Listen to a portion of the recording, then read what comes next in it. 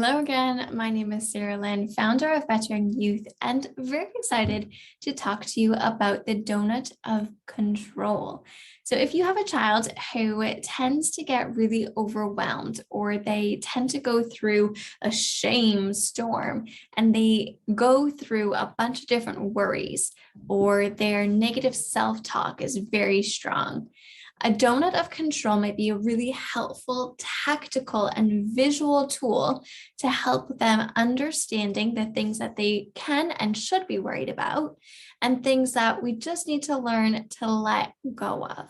So the way that we use a donut of control is by first starting with an explanation. So this is like mirrored off of Stephen Covey's circle of influence, and it's just an easier way to allow children to access it. We first begin with the things that are not controllable, and they go outside in the bigger ring.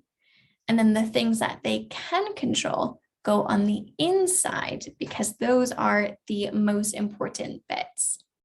In order to actually process and go through writing down the things they can and cannot control, we start by encouraging our students or our children to write down the things that they are worried about.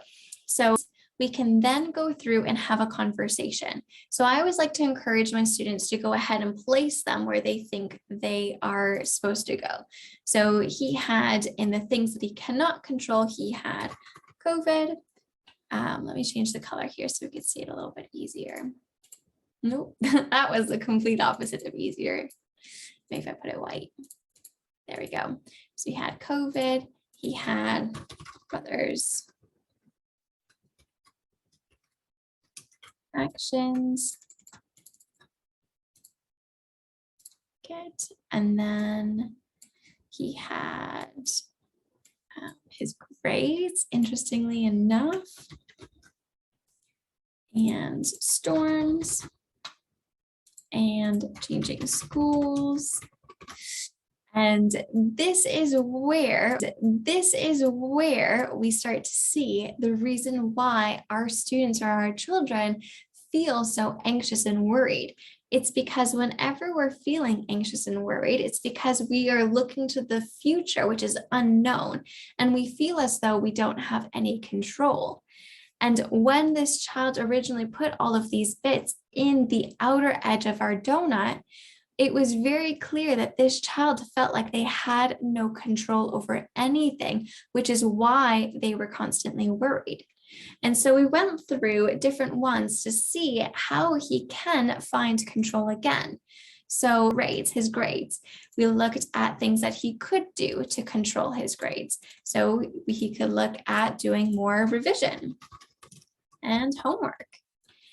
And then when it came to storms, it might be that he sleeps with a special storm protector, right? So he might have a special teddy that he's designated as the storm protector.